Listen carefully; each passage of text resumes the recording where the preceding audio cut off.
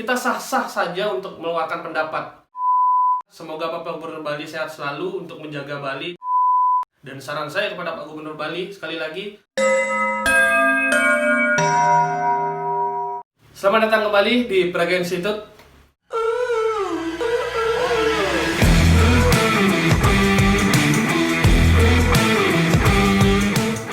Nah kawan-kawan, jadi kali ini kita akan membahas sebuah kasus yang sedang viral, yang sedang menghangatnya di Bali, terkait dengan kasus jering yang telah dilaporkan oleh Ikatan Dokter Indonesia atau IDI Provinsi Bali pada tanggal 16 Juni 2020 terkait dengan postingan jering di salah satu sosial medianya pada tanggal 13 Juni 2020. Lalu pada tanggal 6 Agustus 2020 jering memenuhi panggilan kepolisian untuk dimintai keterangan, dan pada tanggal 12 Agustus 2020 jering ditetapkan menjadi tersangka sekaligus ditahan oleh Polda Bali.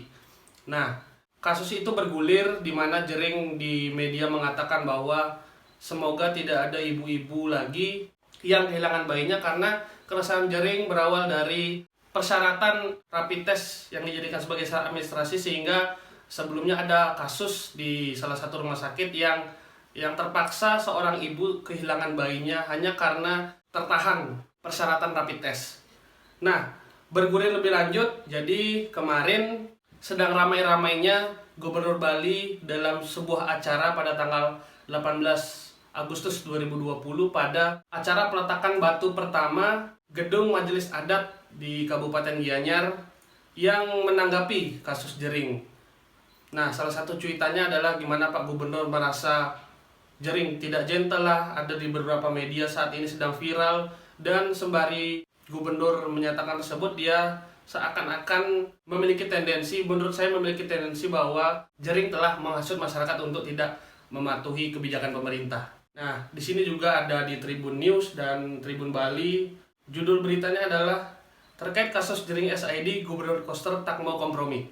Nah, mungkin teman-teman bisa kita tonton bersama videonya, video tanggapan dari Gubernur Bali kita, ya kurang lebih 30 detikan yang sedang viral di sosial media terkait dengan kasus jering yang saat ini sedang ditahan oleh kepolisian atau di Polda Bali.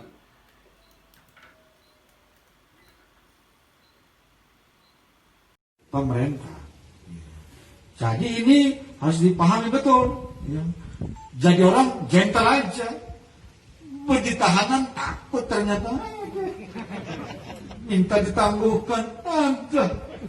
Katanya berani satu penjara dengan Pak Koster, satu penjara dengan Pak Ketua DPRD kena penyakit. Mari diserbe. Ada. Kenyih ternyata. Janganlah jadi orang kayak begitu. Paham maksudnya? Jadi saya minta desadat. Kurang lebih seperti itu cuplikan video dari kedatangan Pak Koster pada acara peletakan batu pertama tersebut di Kabupaten Gianyar. Ya, bagi saya, menurut saya itu, ayolah kita sama-sama mencoba membiasakan diri untuk berbeda pendapat. Bagi saya mungkin sekalipun ada masyarakat Pak Gubernur, rakyat Pak Gubernur yang memiliki pendapat A atau B, itu juga adalah masyarakatnya Pak Gubernur. Jadi seeloknya lah bagi saya, tidak boleh memiliki tendensi, terlebih lagi kita berada di negara yang katanya demokrasi. Nah, kebebasan berpendapat di negara kita saya rasa perlu dipertanyakan lagi. Karena ketika orang memiliki pandangan yang berbeda dengan pemerintah, seakan-akan dinilai melawan pemerintah. Mungkin itu yang harus menjadi edukasi politik kepada masyarakat. Jangan sampai kedudukan politik atau jabatan politik dibuat hanya untuk kita patuh terhadap pemerintah. Negara demokrasi membuka ruang untuk kita berbeda pendapat dengan pemerintah ataupun siapapun. Jadi sekalipun jering atau teman-teman yang lain memiliki pandangan yang berbeda ataupun sama yang mendukung Pak Gubernur, itu adalah masyarakatnya Pak Gubernur yang juga harus kita ayomi bersama.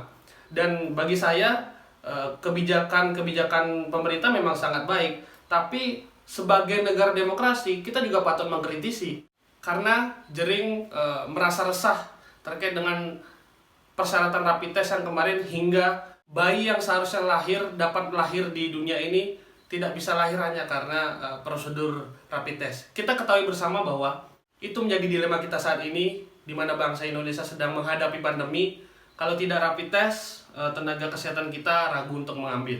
Kalau mengambil rapid test, mungkin ibu tersebut membutuh pertolongan yang cepat. Tapi perlu disadari juga, saran saya kepada Bapak Gubernur dan masyarakat yang lain agar lebih bijak menanggapi semua kasus yang dimana kita sah-sah saja untuk mengeluarkan pendapat. Dan juga Undang-Undang ITE yang digunakan untuk menjerat Jering dirasa kurang tepat oleh beberapa ahli seperti Haris Azhar dan beberapa pakar-pakar hukum lainnya, karena IDI merupakan sebuah lembaga dan Jering tidak menggunakan kalimat itu untuk menyerang personal.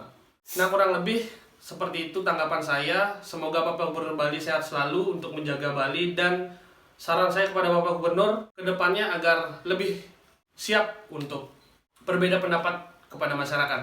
Karena negara Indonesia bukan lagi negara kerajaan, negara Indonesia bukan lagi negara feodal, tapi negara Indonesia adalah negara demokrasi, yang dimana di demokrasi tersebut dimungkinkan kita untuk berbeda pendapat dengan pemerintah sekaligus, gubernur maupun presiden.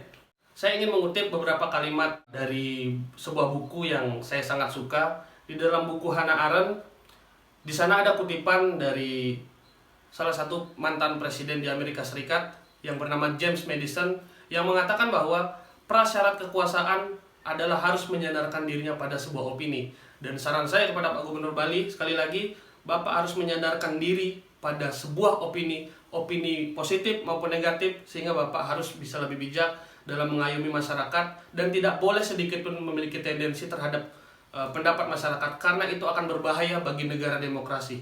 Salam untuk kita semua. Dirgahayu Republik Indonesia, merdeka!